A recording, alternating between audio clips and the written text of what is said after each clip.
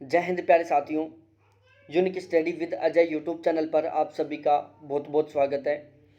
और आज की इस क्लास में हम पढ़ने वाले हैं बार डायग्राम के बारे में। ठीक है, तो अब हम बार डायग्राम के बारे में पढ़ने वाले हैं। देखो अभी DI चल रहा है हमारा और यहाँ से बिल्कुल फिक्स है कि 5 क्वेश्चन आएंगे। ठीक है, मतलब बिल्कुल फिक्स है, कोई कंडीशन नहीं है कि ये क्वेश्चन चेंज हो जाए। 10 नंबर का टॉपिक है, रहेगा, अब तक था और अभी भी है। तीनों कंडीशन है इसमें कि बार जो DI का क्वेश्चन है बिल्कुल 10 नंबर का टॉपिक है। 5 क्वेश्चन आएंगे तो आएंगे ही, हर हाल में आएंगे ये 5 क्वेश्चन। तो यदि, और देखो एक बात और बता दूं मैं आपको, ये एक स्कोरिंग टॉपिक है। स्कोरिंग टॉपिक का मतलब हम कह सकते हैं कि इससे आप अपना स्कोर कर सकते हो। स्कोर करने का मतलब मैं कह सकता हूं कि ये जो टॉपिक है ना, कौन सा, जो DI वाला टॉपिक है वो आपका स्कोर कराएगा। स्कोर का मतलब है यहाँ पर जैसे जिनका DI गलत है वो 10 नंबर कम पीछे चले गए, जिनका DI है वो 10 नंबर ऊपर चले गए।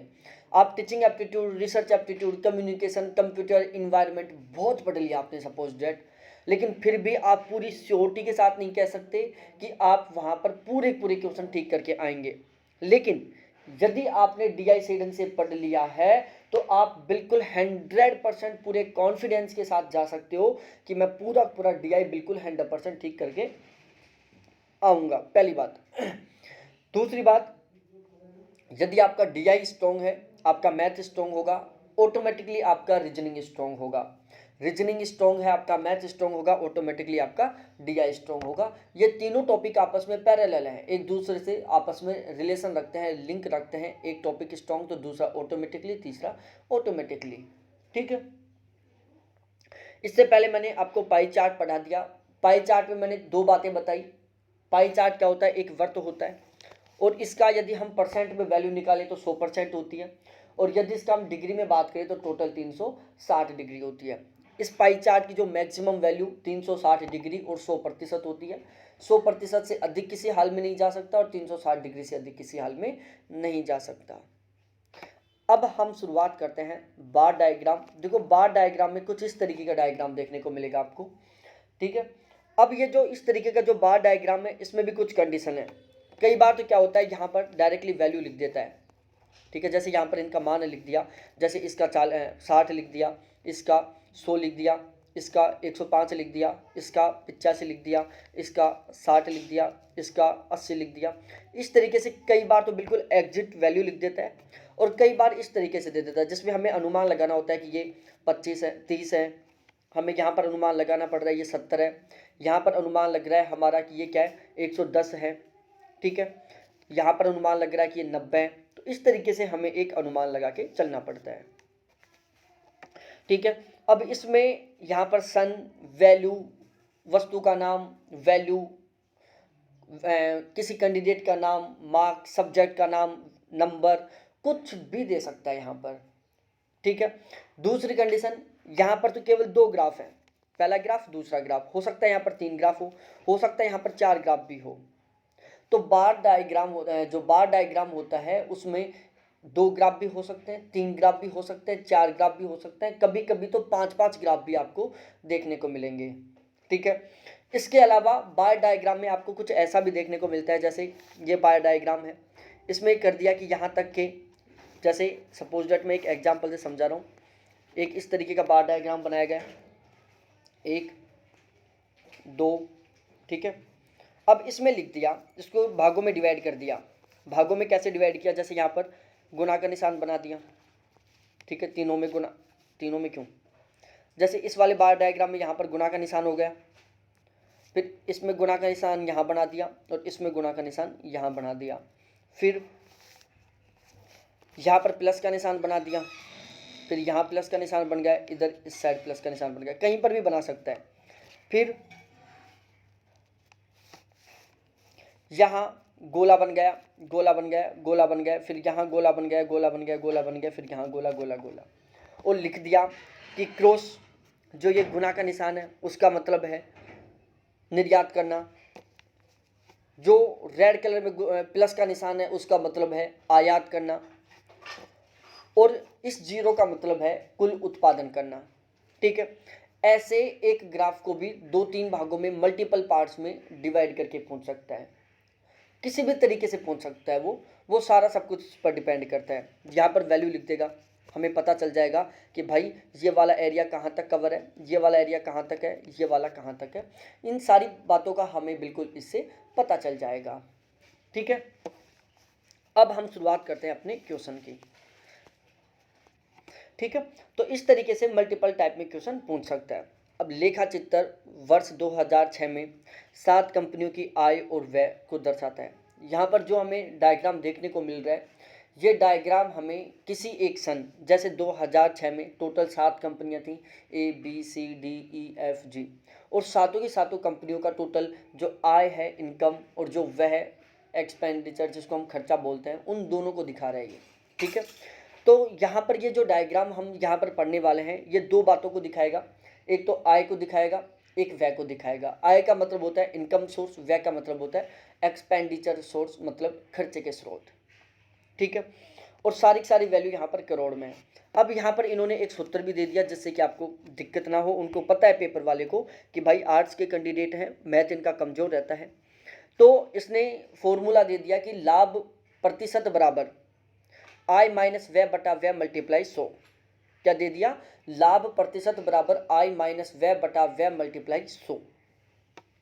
अब देखो भाई, इस बार डायग्राम को देखो आप। बार डायग्राम में हमने इस तरीके से यहाँ पर तो ये कंपनियाँ लिख दी, ए कंपनी, बी कंपनी, सी कंपनी, डी कंपनी, ई कंपनी, एफ कंपनी, जी कंपनी, टोटल 7 कंपनियाँ हो गई। यहाँ पर ये जो डार्क सर्किल है, जो डार्क कलर है, वो रिप्रेजेंट कर रहा है हमें आय को, और जो ये हल्का डार्क है वो रिप्रेजेंट कर रहा है व्यय को। हल्का डार्क का मतलब है व्यय, और जो डार्क डार्क है उसका मतलब है क्या? आय। तो अब देखो यहाँ पर इस ग्राफ, इस ग्राफ, इस ग्राफ, इस ग्राफ, इस ग्राफ, इस ग्राफ और इस ग्राफ, इनका मतलब क्या है? आय है। क्या? आय। और यदि हम बात करें हल्के वाले के बारे में, तो इसका मतलब, इसका मतलब, इसका मतलब, इसका मतलब, इसका मतलब, इसका मतलब और इसका मतलब, इनका मतलब है व्यय। ठीक है, ये समझ में आ गई? ये बातें पढ़नी है, ये यहाँ पर हमें वैल्यू दी हुई है। तो देखो मेरे अकॉर्डिंग आप क्वेश्चन को सोल्व करने की कोशिश करो तो सबसे अच्छी बात है। आपको मैक्सिमम 1-2 मिनट लगेंगे, लेकिन आजकल ऑनलाइन पेपर होता है तो फिर टाइम वेस्ट करना गलत है। ऑफलाइन में तो ये थोड़ा सहूलियत था कि यहाँ पर एक साथ सभी वैल्यूओं को लिख दो नाम, जिससे कि बार बार ना देखना पड़े। लेकिन ऑनलाइन में लिख नहीं सकते, डायग्राम बनाओगे तो उसमें बहुत टाइम लगेगा, तो हमें ऐसी कोई गलती नहीं करनी। अब यहाँ पर मैंने अलग अलग टाइप में डिवाइड कर दिया। पहले टाइप का क्वेश्चन बनता है कि वर्ष 2006 में निम्नलिखित में से किस कंपनी का लाभ या हानि का प्रतिशत न्यूनतम था? किस कंपनी का लाभ एवं हानि का प्रतिशत न्यूनतम था? अब हमारे पास डायग्राम में टोटल कंपनियां 7। कितनी? 7। ABCDEFG, हमें यहाँ पर 7 कंपनियां। तो देखो कुछ लोग क्या करते हैं, सातों की सातों कंपनियों को सोल्व करना चालू कर देते हैं। भाई क्यों इतना टाइम वेस्ट कर रहे हो? यहाँ पर हमें इन 4 में से आंसर फिक्स करना है। एक A, B, C और E, इन 4 में से हमें एक आंसर फिक्स करना है। तो आप क्या करो, सिंपल सा फॉर्मूला है, इन चारों को ही सोल्व करो, बस चारों ऑप्शनों को सोल्व करो। दूसरी कंडीशन ये है, देखो जब भी आप DI सोल्व करो ना, तो उसका जो रफ काम कर रहे हो ना, वो साफ सफाई से काम करो। साफ सफाई का मतलब, कहने का मतलब ये है कि कई बार क्या होता है, हमें दोबारा भी उन डाटाओं की ज़रूरत पड़ जाती है। जैसे पहले क्वेश्चन में हमने सोल्व कर दिया, उसी डाटा की ज़रूरत हमें चौथे क्वेश्चन में ज़रूरत पड़ गई। यदि हमने सही ढंग से साफ सफाई से काम किया है तो हम तुरंत वहाँ से डाटा उठा लेंगे, और यदि हमने साफ सफाई से काम नहीं किया, वैसे ही किया है, तो फिर दोबारा से हमें सोल्व करना पड़ेगा, फिर हमारा एक्स्ट्रा टाइम लगेगा।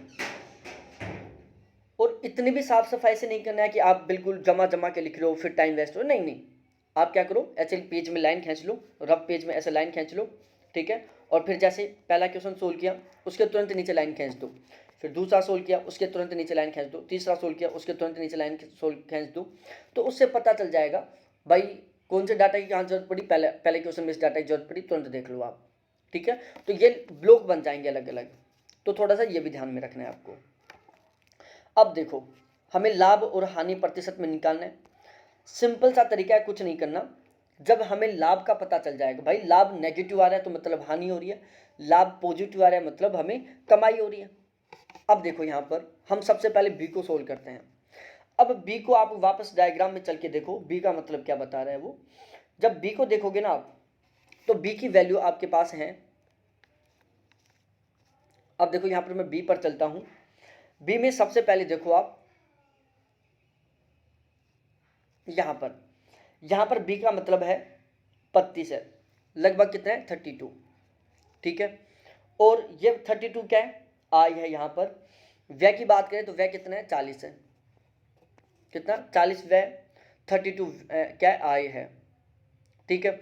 अब आपको क्या करना है, सिंपल सा फॉर्मूला सूत्र में अप्लाई कर दो। सूत्र क्या था, ऊपर दिया हुआ था आई 32 माइनस व्यय 40 बटा में व्यय 40 मल्टीप्लाई 100, ठीक है।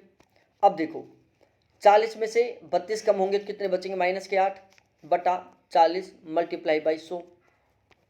इस जीरो से ये जीरो कट गया, इससे ये 2 बार कट गया, कितना आया माइनस का 20 आया, कितना माइनस का 20।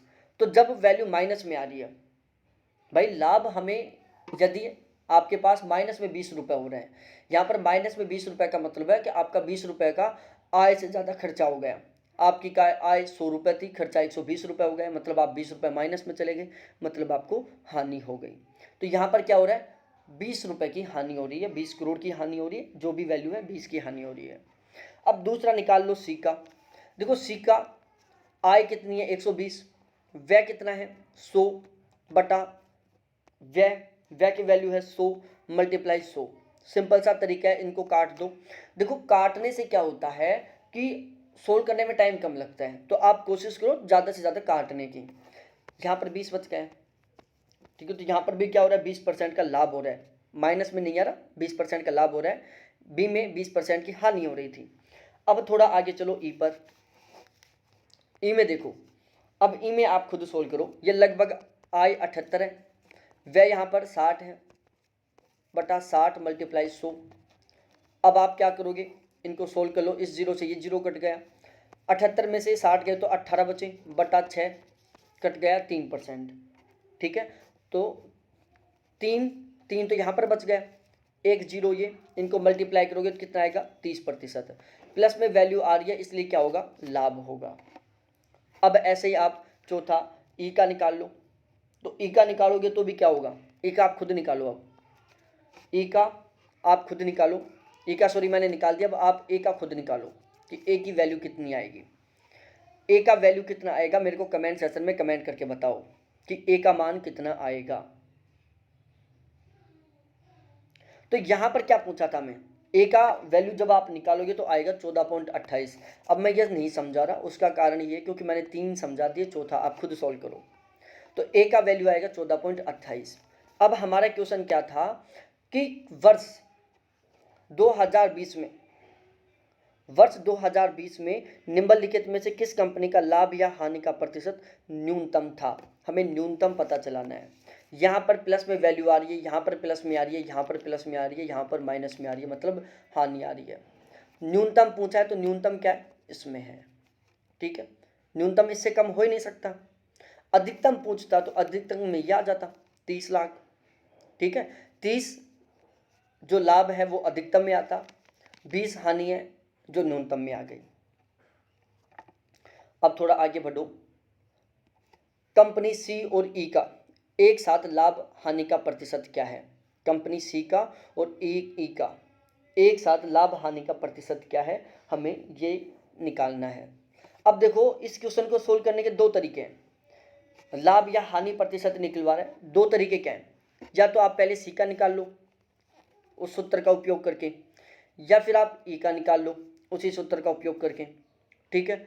और फिर उसका आप परसेंट निकाल लो, ठीक है। उनको आप जोड़ दो, दोनों का जो भी वैल्यू आएगी उस वैल्यू को आप जोड़ के और उसको 2 से डिवाइड कर दोगे तो एक एवरेज में वैल्यू निकल कर आ जाएगी आपके पास। एक तरीका तो ये है जिससे आप अलग अलग कर सकते हो। अब आप अलग अलग करोगे क्योंकि एक साथ निकलवा रहे हैं ना, तो आप जैसे ऐसे भी कर सकते हो। जैसे मैं आपको समझाऊं, सी का समझाता हूँ मैं, सी का ई का दोनों का एक साथ समझाता हूँ मैं।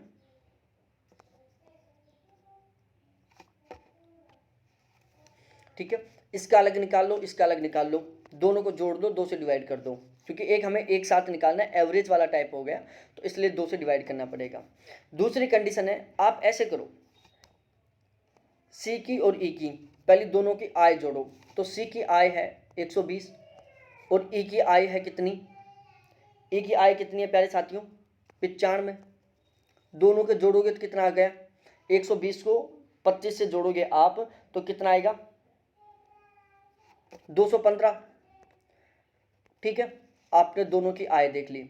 अब दोनों का व्यय देखो। दोनों का व्यय देखने के लिए क्या करोगे आप, सी का व्यय कितना है 100, ई का व्यय कितना है 60, दोनों को जोड़ोगे तो कितना आएगा 160। ठीक है, तो आपके पास क्या आ गया, दोनों की आय आ गई 215, दोनों का व्यय आ गया कितना,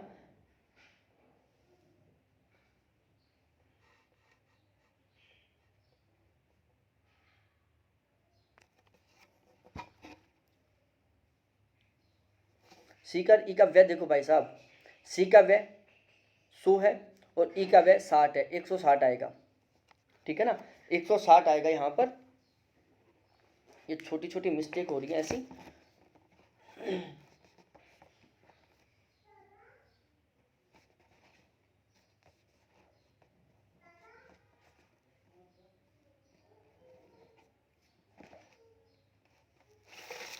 ठीक है ना, अब आप इस क्वेश्चन को सोल्व कर लो, बटा 160 कर दो, मल्टीप्लाई बाई 100 कर दो।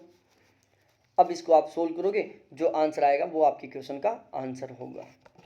ठीक है, इसी तरीके से आप एक साथ, अब आपको क्या करना है, एक साथ निकालना है ए का और बी का आपको खुद को निकालना है, सी का और डी का आपको खुद को निकालना है, ई का और एफ का आपको खुद को निकालना है, और ए का और जी का आपको खुद को निकालना है। 4 क्वेश्चन बन गए आपके, पहला क्वेश्चन, दूसरा क्वेश्चन, तीसरा क्वेश्चन और चौथा क्वेश्चन। अब ये आपके 4 क्वेश्चन हैं, चारों के आप आंसर कमेंट सेक्शन में कमेंट करके बता देना।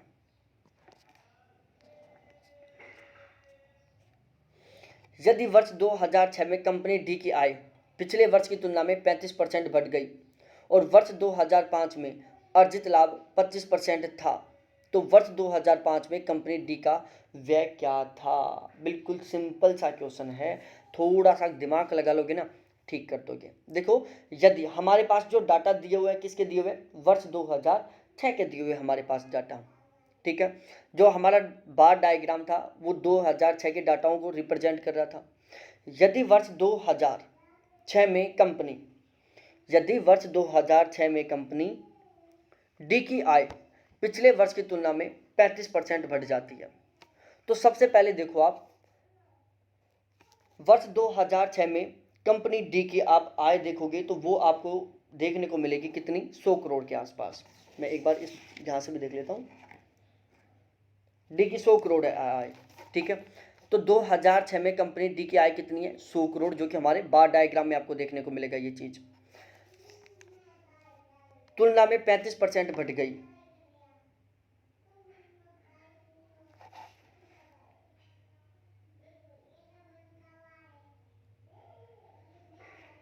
ठीक है, वर्ष 2005 में अर्जित लाभ 25% था। यह भी आपको ध्यान रखना है कि 2025 में 2006 में डी की आय पिछले वर्ष 2005 की तुलना में 25% बढ़ गई। अब देखो यहाँ पर, यदि वर्ष 2015 में कंपनी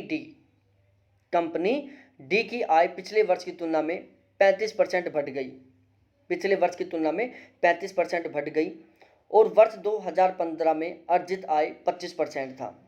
2005 में जो अर्जित लाभ था वो 25% था, तो वर्ष 2005 में कंपनी का व्यय कितना था। तो हमें क्या करना है, बिल्कुल सिंपल सा करना है।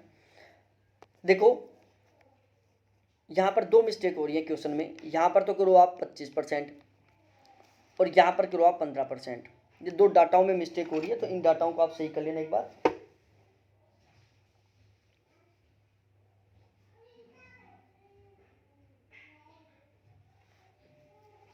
ठीक है, अब देखो, वर्ष 2006 में डी की आय पिछले वर्ष 2005 की तुलना में 25% बढ़ गई। ठीक है, 2005 में हमने मान लिया कि आय 100 थी, 2006 में कितनी बढ़ गई, 25% बढ़ गई। तो 2006 में जब 25% बढ़ रही है तो क्या होगा, सिंपल सी बात है, कितना हो जाएगा, 125 हो जाएगा। भाई जब किसी कंपनी ने 2005 में 100 करोड़ रुपए कमाए हैं, 2006 में वो 2006 में वो क्या कर रही है, 25% लाभ कमा रही है। तो जब 2006 में वो 25% लाभ कमाया है तो अब उसका टोटल नेटवर्थ कितना हो गया, 125 हो गया। भाई 2005 में उसका 100 था, फिर उसने 25% का प्रॉफिट ले लिया तो टोटल कितना हो गया, 125 हो गया। तो हम आय निकाल लेंगे 100 बटा आय 100 पर निकालेंगे, 125 हो गया, क्योंकि हमें 2005 की निकालनी है। तो 2005 की निकाल लिए, मतलब 2005 में कितना था, 125, 100 बटा मल्टीप्लाई 100। ठीक है, अब इसको ये 5 बार कट जाएगा, 25 पंजो 125, 25 चौक 100, 5 चौक 20, कितना आ गया, 80 आ गया। कितना आ गया, 80 करोड़ रुपए आ गए। अब थोड़ा सा आगे देखो, 2005 में डी का व्यय 100 बटा 115 मल्टीप्लाई 80 करोड़। तो देखो आय कितनी हो रही है, 2005 में आय हो रही है कितनी, 80 करोड़। और क्वेश्चन को दोबारा से पढ़ो यहां पर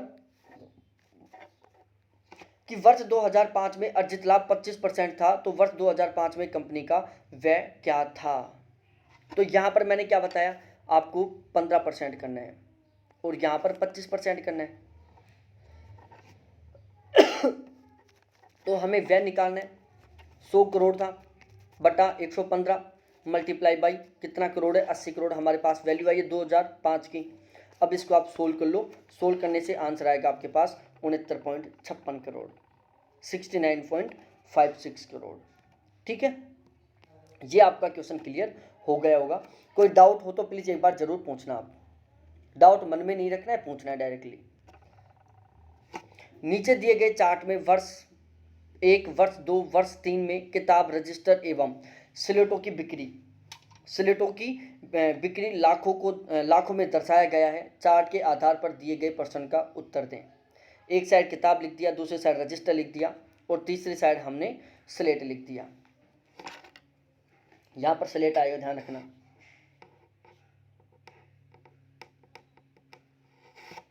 ठीक है, और फिर हमने यहां पर भी इसी तरीके से लिख दिया, यहां पर स्लेट आएगा, यहां पर स्लेट लिख दो। ठीक है ना, यहां पर सेलेक्ट कर दो भाई लोगों।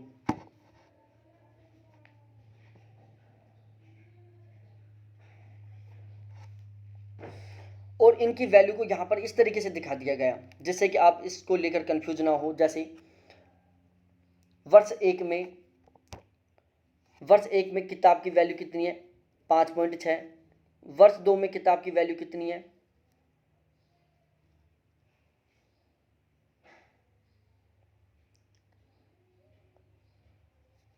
वर्ष 2 में किताब की वैल्यू कितनी है, 4.9 है।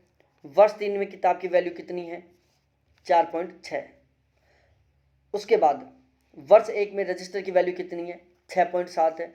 वर्ष 2 में किताब की वैल्यू रजिस्टर की वैल्यू कितनी है, 7.3 है। और वर्ष 3 में रजिस्टर की वैल्यू कितनी है, 6.2 है। इसी तरीके से वर्ष 1 में रजिस्टर की कीमत 4.5 है। वर्ष 2 में स्लेट की कीमत, यहाँ पर स्लेट करना है, स्लेट की कीमत 5.7 है और वर्ष 3 में स्लेट की कीमत 6.3 है। ठीक है ना, आपको कुछ नहीं करना, केवल यहाँ पर स्लेट ऐड करना है, यहाँ पर स्लेट ऐड करना है। ये वर्ष फर्स्ट है, ये वर्ष सेकंड है, ये वर्ष थर्ड है। वर्ष फर्स्ट, वर्ष सेकंड, वर्ष थर्ड, वर्ष फर्स्ट, वर्ष सेकंड, वर्ष थर्ड। और इन्हीं डाटाओं को इस टेबल में इन्होंने बिल्कुल शब्दों में लिख दिया जिससे कि आप कंफ्यूज ना हो। ठीक है, अब देखो किस उत्पाद की बिक्री का प्रतिशत किस महीने में सभी महीनों को मिलाकर सबसे अधिक है। हमें क्या निकालना है कि किस उत्पाद की बिक्री का प्रतिशत किस महीने में सभी, किस वर्ष में, महीने की जगह वर्ष करना। ठीक है, महीनों की जगह वर्ष कर लेना भाई लोगों यहां पर।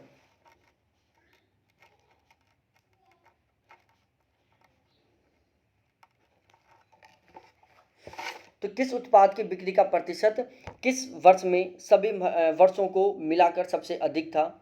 जैसे 3 रजिस्टर अनुपात 3 वर्ष, 1 किताब अनुपात 1 वर्ष, 2 रजिस्टर अनुपात 2 वर्ष, 3 स्लेट अनुपात 3 वर्ष। अब हम इसको सोल्व करते हैं। किताबों की सभी वर्षों में कुल बिक्री, तो आप सबसे पहले किताबों की, देखो क्वेश्चन को पढ़ने की कोशिश करो कि किस उत्पाद की बिक्री का प्रतिशत किस वर्ष में सभी वर्षों को मिलाकर सबसे अधिक था, हमें प्रतिशत में निकालना है। सबसे पहले हम क्या करेंगे, हम सबसे पहले किताबों को निकालेंगे। क्या करेंगे,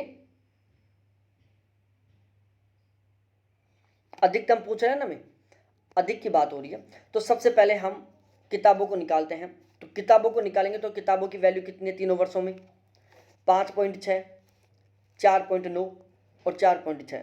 हम इन तीनों को ऐड करेंगे, ठीक है। तो किताबों की बिक्री सभी वर्षों में कुल मिलाकर कितनी हुई, 15.1। अब यहाँ पर क्या पूछा हुआ है कि किस उत्पाद की बिक्री का प्रतिशत किस वर्ष में सबसे अधिक है। तो सबसे अधिक किस में रहेगा, जिसकी यहाँ पर सबसे अधिक वैल्यू रहेगी।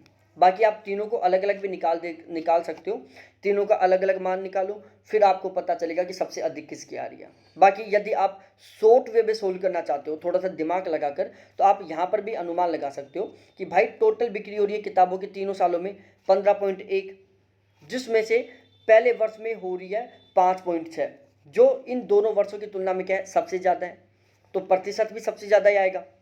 यदि सबसे कम पूछता तो इन तीनों वर्षों में किताबों की बिक्री सबसे कम हो रही है 4.6 में, तो इसका प्रतिशत में मान भी सबसे कम ही आएगा।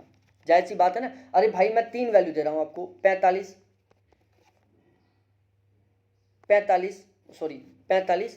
30 और 25, ठीक है, टोटल हो रहा है 100। अब आपको अधिकतम प्रतिशत निकालना है, तो अधिकतम वैल्यू किसकी है, 45 की है, बटा 100 मल्टीप्लाई 100, ये कट गए 45 आ गए। न्यूनतम निकालनी है 25, न्यूनतम यही है ना, बटा 100 मल्टीप्लाई 100, 100 से 100 कट गए 25, ये सबसे न्यूनतम आ गई। तो ये सबसे मिनिमम आ गई, क्यों, क्योंकि यहाँ पर इसकी वैल्यू सबसे कम थी।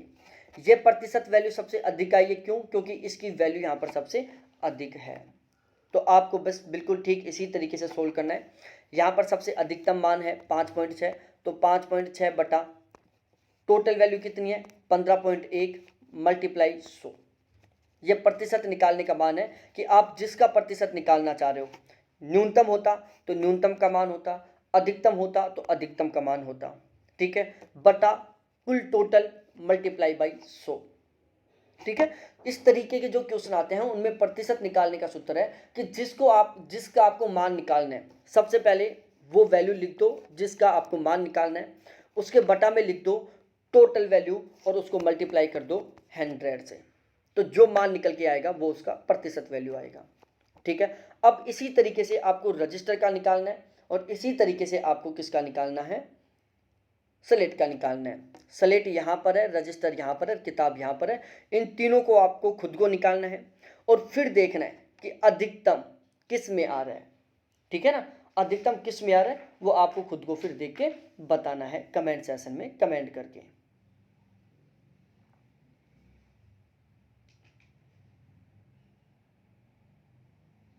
हाँ, यहाँ पर मैं थोड़ा सा आंसर का लिंक दे देता हूँ आपको, 38.18 आएगा यहाँ पर आंसर, ठीक है, मैं इतना सा हिंट दे दिया।